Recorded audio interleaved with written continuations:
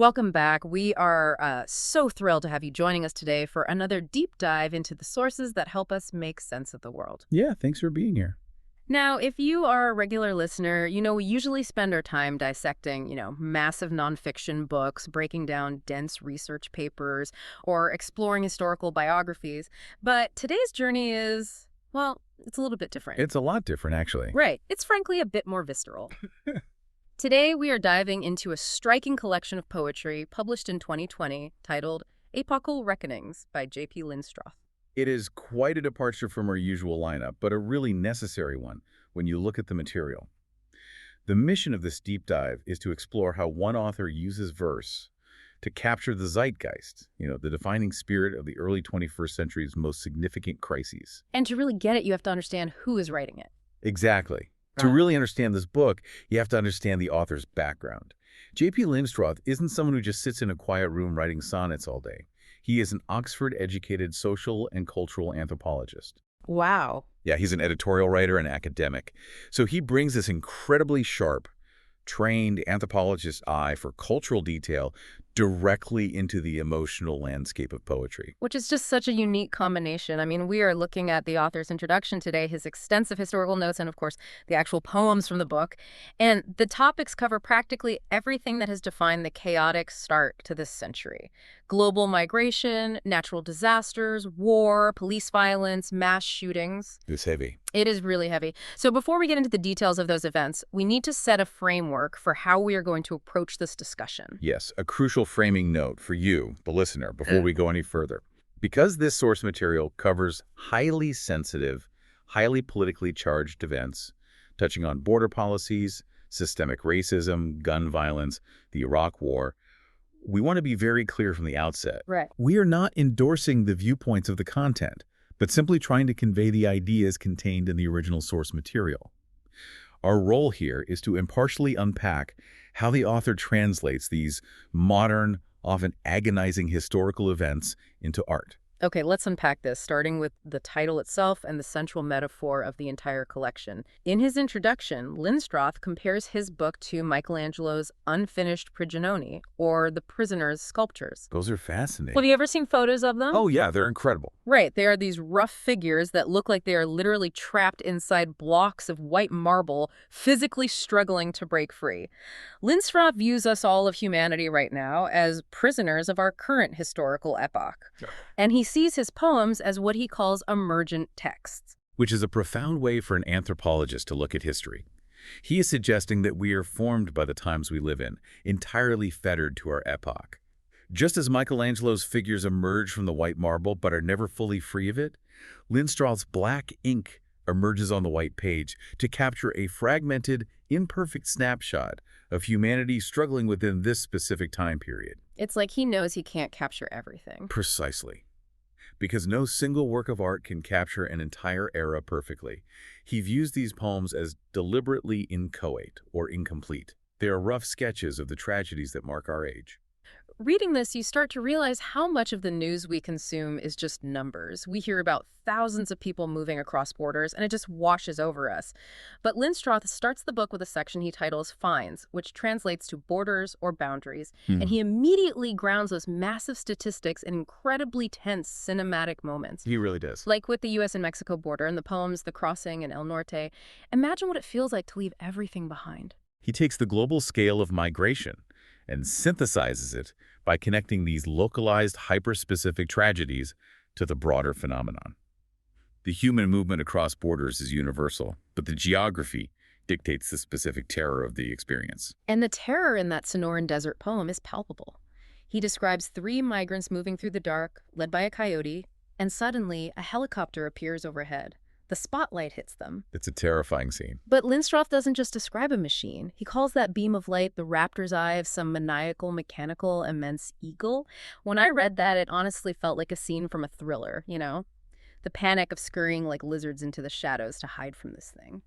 You mentioned the helicopter feeling mechanical, but what Linstroth is really doing there is stripping the humanity away from the border patrol system. Yeah. By turning the helicopter into a raptor, an eagle, he's making the system itself the predator, hunting people who are reduced to the status of prey. Wow. And then He shifts the scene dramatically across the world to Syria and Europe in the poem Haram, which is Arabic for escape.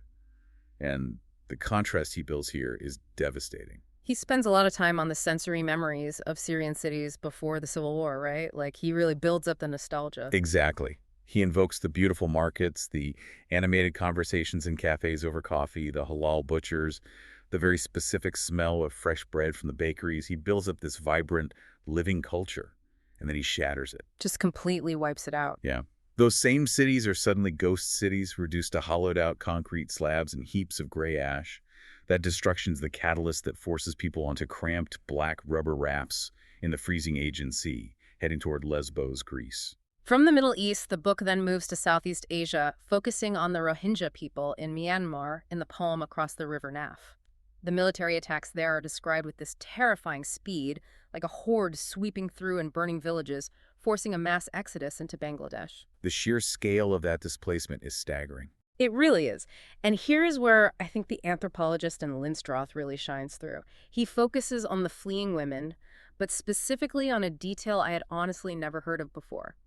Amidst all this horrific violence and the mud of the monsoon rains, the women are wailing because they had to leave behind their thanaka. Right, the thanaka is a traditional yellowish cosmetic paste made from tree bark that they use to decorate and protect their faces. But why focus on makeup when people are losing their homes and their lives?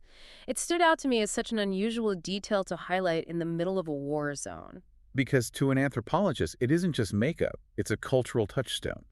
In the middle of losing your home, your family, your entire world, leaving behind that specific everyday ritual, that yellow paste in the mud, becomes the ultimate symbol of your loss of identity and normalcy. It's the artifact of the culture that is being erased. That makes so much sense. What's fascinating here is how Linstroth then takes that concept of erased identity and pivots from cross-border migration to internal migration in the poem Manas.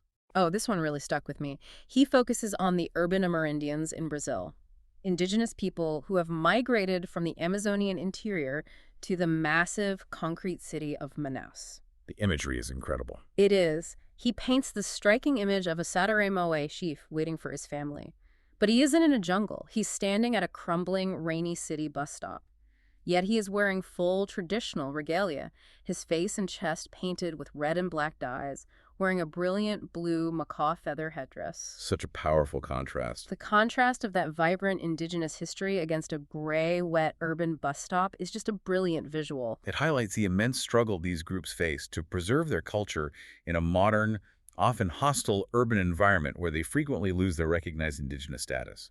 Linstroth focuses on a specific ritual to hammer this point home, the Sadare Moe's Tokender coming-of-age dance. Traditionally, adolescent boys wear woven palm frond gloves filled with hundreds of venomous bullet ants. They endure the agonizing stings to become men. Right, but in the city, the context completely changes. Many of them have converted to the Adventista religion, which prohibits the stinging. So wait, they still do the dance, but without the ants? Yes. They still gather under the moon, paint their bodies, and sing the traditional songs, but they perform the dance with completely empty gloves. That is such a powerful, almost tragic image. They are going through the motions to hold on to their history, but the core substance has been forcibly removed by modern constraints. It's a culture trying to hold on to its shape when the interior's hollowed out. And that idea of invisible lines and boundaries brings us to the next section. Right, because those invisible lines we draw, those borders, don't just exist between countries or between the jungle and the city. Sometimes a natural disaster hits, and suddenly you see the borders hiding right inside our own cities. Absolutely. The book transitions into a section titled Natra, focusing on the unstoppable wrath of the elements and, crucially, human failure in the face of it. We're looking at Hurricane Katrina in 2005 and the Haiti earthquake in 2010. With Katrina, in the poem Huracan, Linstroth doesn't just start with the storm making landfall. He starts with the culture that the storm threatened to erase.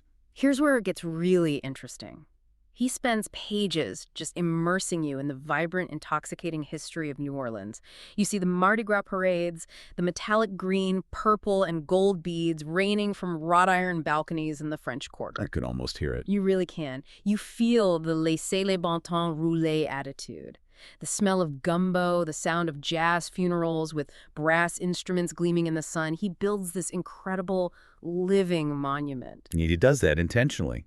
so he can violently contrast it with the grotesque reality of what happened when the levees broke. The poem shifts instantly from joyous jazz to the horrifying conditions inside the Superdome, the roof peeling off, suffocating heat, the overflowing It's toilets. a nightmare. The people trapped there felt like they were herded like cattle and left to die by their own government. He captures the dialogue of the survivors, too.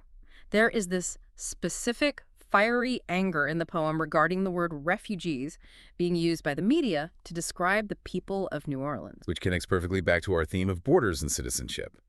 The residents fiercely reject being labeled refugees in their own country. One voice in the poem essentially asks, "When did I lose my citizenship in the United States? Who are you calling a refugee?" That's a gut punch. It is. It forces the reader to consider what it means to symbolically lose your status as an American simply because the civic systems designed to protect you failed so completely. That theme of catastrophic systemic failure continues in the poem about the 2010 Haitian earthquake, titled Tremblement. The physical imagery he uses is terrifying. The earth literally swallowing the land, buildings folding like cardboard. When the survivors finally manage to claw their way out of the rubble, they are covered head to toe in white concrete dust. The ash. Yes, Linstroth likens it to dung ash, making them look almost like ghosts walking through a graveyard. And again, the anthropological context deepens the poem immensely. He doesn't just look at the collapsed buildings. He looks at this spiritual crisis. He notes how the victims, amidst this apocalyptic chaos, are caught between their belief systems. Right, the mix of religion. Exactly. They pray to Bondi, the supreme deity in Haitian voodoo, lighting candles that the wind just blows out. They call out to voodoo spirits like Legba, the intermediary spirit of the crossroads, to help them communicate with the dead. It's the absolute desperation of feeling like both the earth beneath your feet and the heavens above you have entirely abandoned you. It's devastating. It is.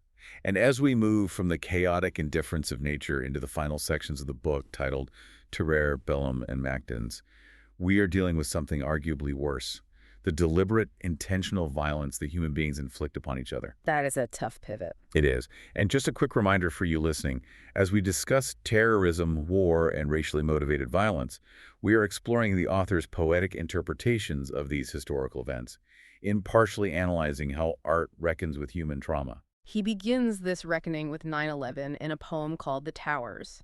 He describes the World Trade Center before the attack as two perfect, silvery and shiny medallions hanging in an impossibly blue sky.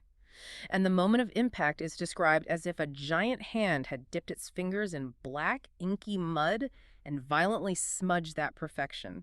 The sky was ruined that day. If we connect this to the bigger picture, Linstroth frequently uses other forms of visual art to help process the horrors of war. We see this explicitly with the Iraq War and the Abu Ghraib prison scandal.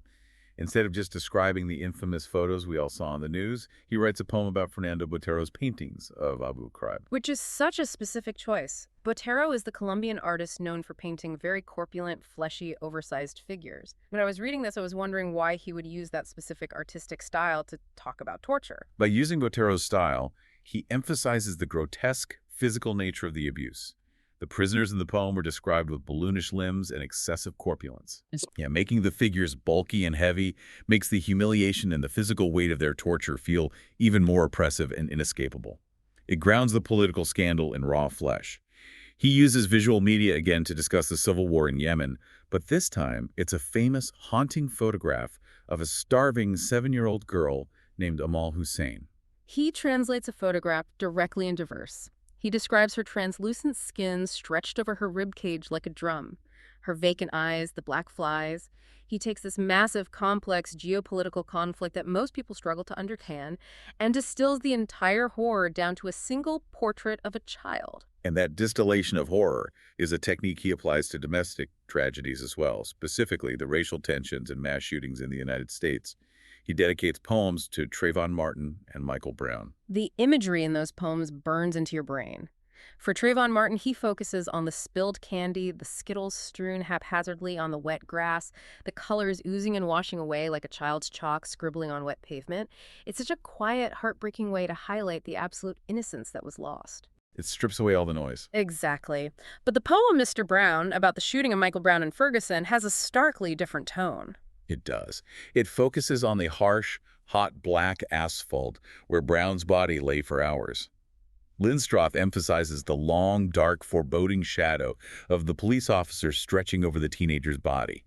But the historical context Linstroth weaves into that Ferguson poem is what really elevates it. The Dred Scott connection. Yes, he ties the modern shooting back to historical markers of racial injustice, specifically noting that the infamous Dred Scott Supreme Court decision, which ruled that African Americans were not citizens but property, also took place in Missouri back in 1857. Wow. So he's using the geography of Missouri as a symbol of the country's long unresolved history with race.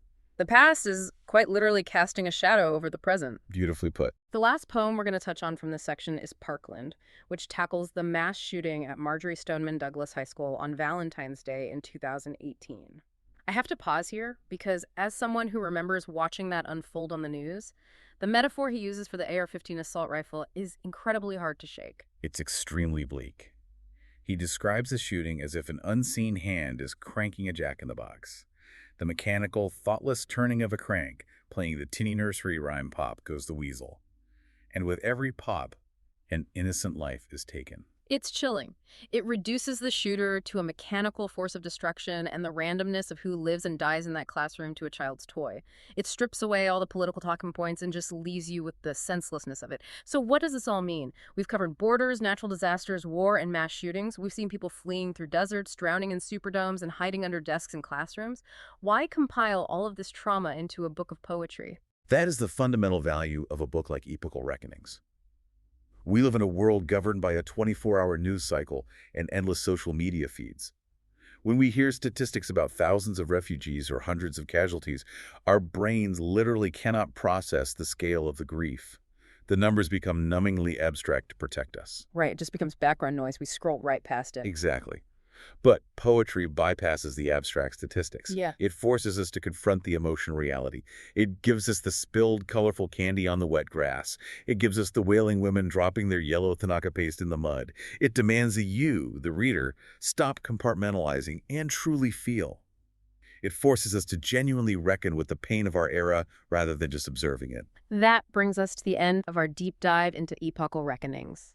We want to thank you so much for joining us today. J.P. Linstroth's words really do act as a time capsule. They capture the pain, the chaos, but also the enduring, complicated reality of humanity in the early 21st century. This raises an important question, though, and it is a new thought I want to leave you with today. We've talked about how Linstroth views this book as an anthropological record of our time. But imagine an anthropologist, 500 years in the future, digging up epochal reckonings. Will they view our era as an age of unavoidable natural tragedies? Or will they view us as an incredibly advanced society that had the resources and the tools to stop the suffering, but chose to just write beautiful, tragic poetry about it instead? I highly encourage you to mull that over the next time you're scrolling past a tragic headline. Are we just documenting our era, or are we actually changing it? A brilliant thought to end on. Thank you all for taking this deep dive with us. Keep questioning, keep learning, and we will catch you next time.